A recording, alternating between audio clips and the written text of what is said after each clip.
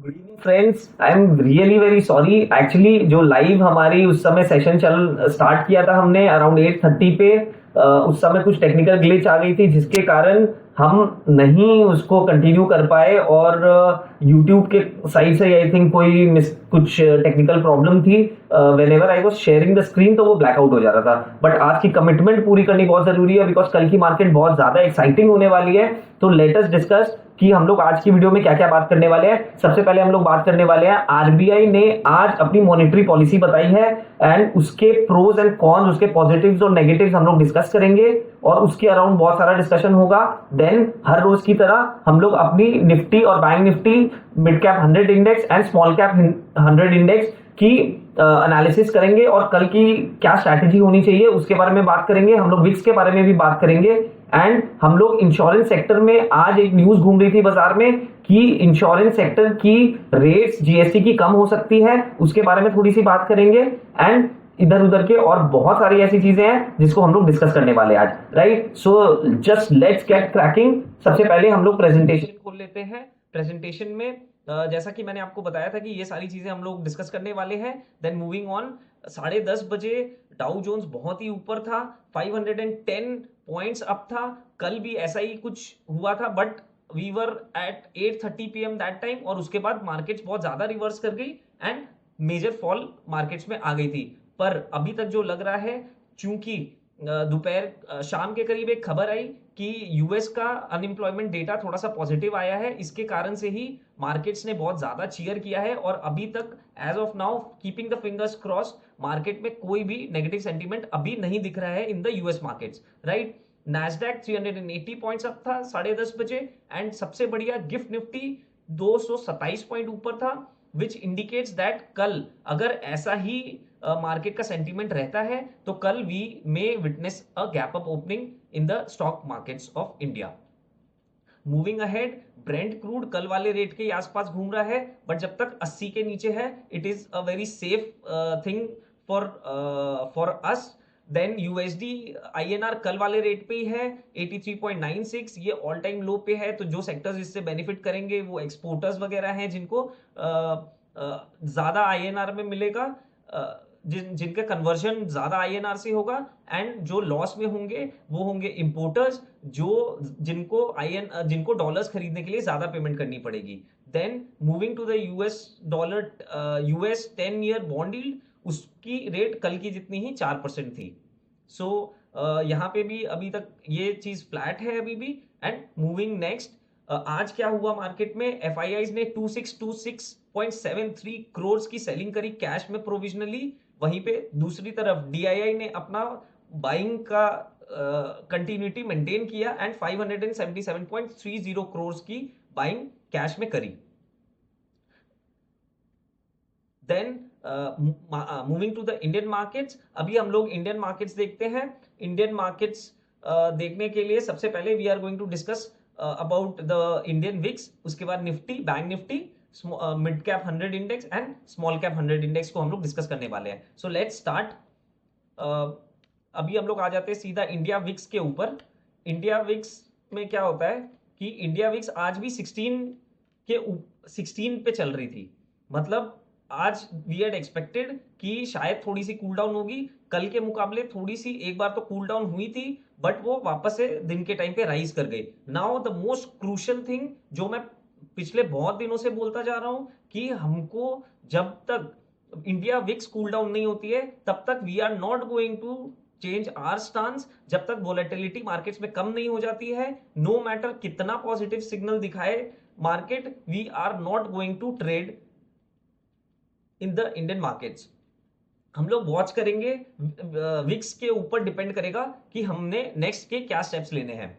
Then moving to Nifty 50, देखो मैंने Nifty 50 के चार्ट्स में कोई भी चेंजेस नहीं करे हैं। जो कल का जो सेटअप था एज इट इज वैसा का वैसा है, क्योंकि बहुत ज्यादा मूविंग एवरेजेस में भी चेंज नहीं आया है। नाउ इफ यू सी कि देखो यहाँ पे क्या हो रहा है कि ये जो 24,400 है ना, इसको आज भी नहीं ब्रीच कर पाई मार्केट। बट एक नेगेटिव चीज ये हुई कि कल की जो लो थी उसकी नीचे आज मार्केट बंद हुई थी, ठीक है। सो अगर कल गैप अप ओपनिंग होती है और मतलब क्योंकि 24,400 टच एंड गो डिस्टेंस है, 300 पॉइंट का डिस्टेंस है, तो अगर गैप अप ओपनिंग होती है तो एक बार पहले ट्राई मेरे ख्याल से 24,400 पे होगा, और हो जाता है तो उसके बाद शायद एक बार मार्केट थोड़ी सी नीचे भी आ सकती है टू टेक अ सपोर्ट।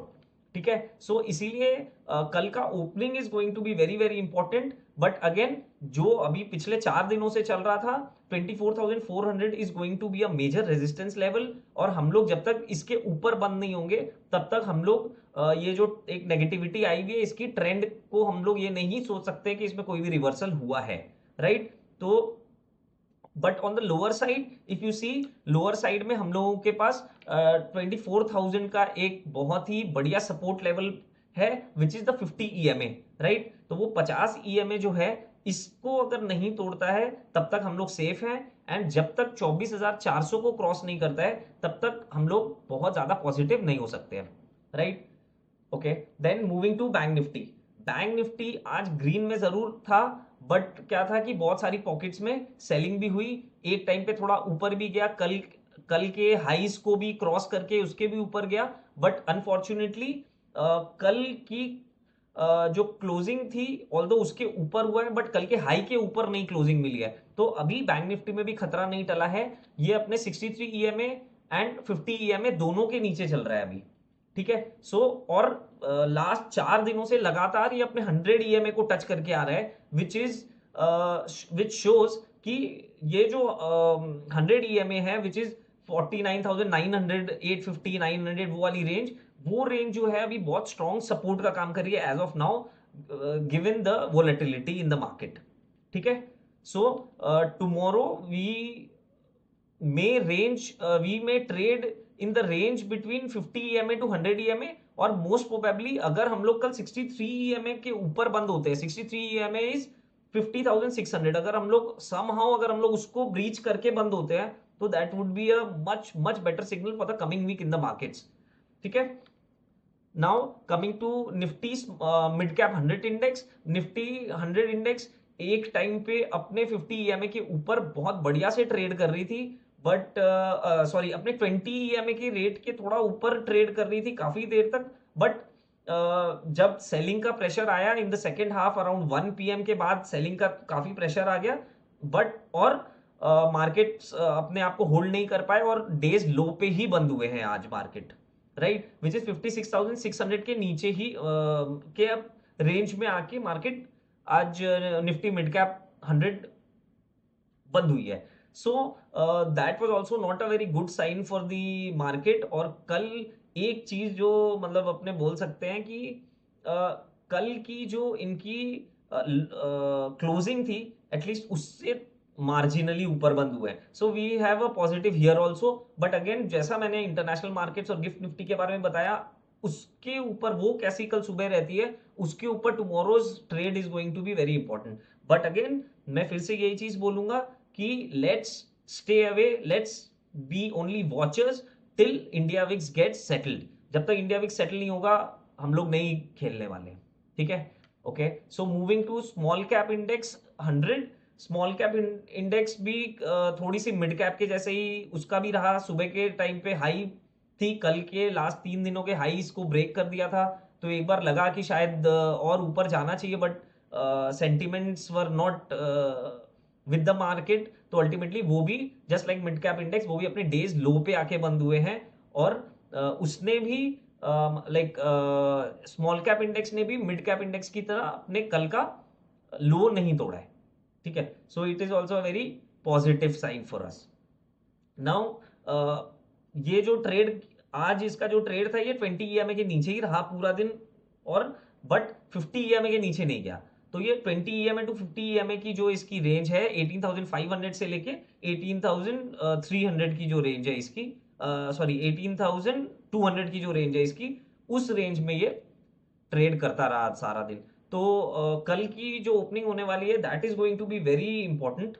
हाँ, एंड अगेन सुबह सबसे पहले गिफ्ट निफ्टी तो सब लोग देख रहे हो, बट सबसे पहले देखना है इंडिया विक्स। इंडिया विक्स जब तक सेटल नहीं होता है 9, 10, 11, 12 के आसपास, तब तक ट्रेड लेने का बिल्कुल भी प्लान नहीं करना है। और मैं हर रोज की जैसा आज भी डिस्क्लेमर दे रहा हूं, these are this video is just for educational purpose, so that you can understand कि किस तरह से थॉट प्रोसेस होता है, कैसे माइंडसेट बनता है, उसके हिसाब से मैं ये वीडियो बना रहा हूं। Not, there is no recommendation for any buy और सेल ट्रेड, ठीक है। और मैं जो ये बार बार बोल रहा हूं कि ट्रेड तभी लेना जब विक्स कंट्रोल में हो, इसका बोलने का मतलब यही होता है कि आपको ये माइंडसेट पता होना चाहिए कि जब तक वोलेटिलिटी कंट्रोल में नहीं है, तब तक कभी भी मार्केट में ट्रेड नहीं लेना चाहिए इंडेक्स में, एटलीस्ट इंडेक्स में, right. So let us now move on to the presentation once again, और हम लोग चलते हैं प्रेजेंटेशन में। इंडियन मार्केट्स हो गया, कल के लिए स्ट्रैटेजी डिसाइडेड है। देन आरबीआई मॉनेटरी पॉलिसी, आज आरबीआई की मॉनेटरी पॉलिसी आई सुबह 10 बजे।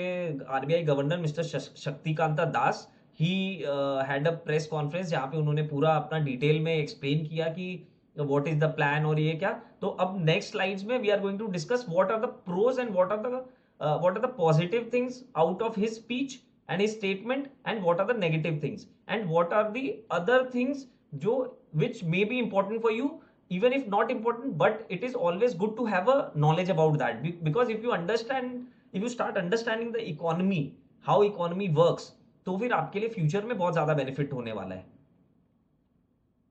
पॉजिटिव्स, रेट का कोई चेंज नहीं हुआ है, as I told you in my last video, in my yesterday's live session, कि रेट्स इतनी जल्दी नहीं कम होंगे। अगर रेट्स कम होंगे भी तो अर्लीस्ट अब दिसंबर में चांस है अगर कुछ होने का, अगर होंगे तो उस समय में ही होने चाहिए। देन एमपीसी बोले कि अभी भी अकोमोडेटिव स्टैंस अपना मेंटेन कर रहे हैं। Steady growth domestically, steady growth path पे इंडिया चल रहा है, जो हम लोगों को सबको पता है। Governor wants, the RBI wants कि इन्फ्लेशन 4% के नीचे हो, बट अभी थोड़ी सी हाई है, जिसके बारे में नेक्स्ट स्लाइड में बात करेंगे। Financial sector is very strong, the banks, the NBFCs, they are very strong. आप लोग ये जो देखते हो ना कि बहुत सारी एनबीएफसीज के ऊपर बहुत सारी पेनल्टीज लगती है, उनको क्रेडिट कार्ड्स इशू करने से रोक देती है, these are all precautionary measures. मतलब प्रोएक्टिवली काम कर रही है आरबीआई, वो वेट नहीं कर रही है कि वो एनबीएफसी है जो वो बैंक फेल होगी उसके बाद ही हम लोग कुछ एक्शन लेंगे। तो वो ऐसा स्टेप्स लेते हैं प्रोएक्टिव, सो दैट फेल होने की नौबत ही नहीं आए, which is very very good for the economy, ठीक है। सी, हम लोगों को अगर 5 ट्रिलियन 10 ट्रिलियन 20 ट्रिलियन इकोनॉमी बनना है over a period of time, so the financial sector has to be very robust, बहुत बढ़िया होना चाहिए, बहुत अंदर से फाउंडेशन स्ट्रांग होनी चाहिए। नहीं तो पहले जो प्रीवियस हाल था of the public sector banks and other banks, वो सिचुएशन अगर रहेगी तो we cannot become a financial superpower, ठीक है। सो रुपीज जो है एज पर मिस्टर शक्तिकांत दास, वो एक रेंज में प्ले करेगा, मतलब 85 तक जाएगा, ठीक है। देन अब थोड़ा सा नेगेटिव्स देख लेते हैं, मतलब not really negative but not very positive, ऐसा बोल सकते हैं अपने। देखो, RBI is very cautious about inflation, क्योंकि इन्फ्लेशन 4.5%, रिटेल इन्फ्लेशन 4.5% और उसके आसपास ही घूम रही है। तो इन लोगों को 4% में लेके आना है, तो दे आर वेरी कॉशियस, इसीलिए, नहीं तो they could have reduce the interest rate. तो दे जस्ट डोंट वांट कि अभी एट दिस जंक्चर कुछ एक ऐसा रॉन्ग स्टेप हो जाए जिसमें कि जिसके कारण कि इन्फ्लेशन अचानक से बढ़ जाए, ठीक है। इसीलिए आज during his press conference also mister Shaktikanta Das he invoked one statement from Mahatma Gandhi also, कि a single small, even a small mistake in the steps taken, they can ruin a lot of years hard work. तो ये चीज समझना बहुत ज्यादा जरूरी है, ठीक है। उसमें एक बहुत ज्यादा इंपॉर्टेंट दो चीजें ये भी है कि जीडीपी का फोरकास्ट 7.2% है फॉर द फाइनेंशियल ईयर 25, ठीक है। एंड अबाउट दिस बैंक्स को एक बहुत ज्यादा प्रॉब्लम आ रही है of Kasa ratio. Kasa ratio मतलब डिपॉजिट जो बैंक्स के पास आते हैं उसके अगेंस्ट ही बैंक लोन देती है ना सबको। तो अभी क्या हो रहा है कि इक्विटी मार्केट्स में इतने ल्यूक्रेटिव रिटर्न्स हो गए हैं कि लोग डिपॉजिट्स अपने विड्रॉ करके इक्विटीज में डाल रहे हैं। So that has actually become a problem for the banks. तो इसके लिए थोड़े से चिंतित दिखाई दिए, बट ही सेड कि he is urging the banks to adopt different kind of measures to increase the deposits, ठीक है। बट अभी भी कोई ऐसा अलार्मिंग सिचुएशन उनके हिसाब से तो नहीं है, बट हाँ, this situation needs to be tackled properly.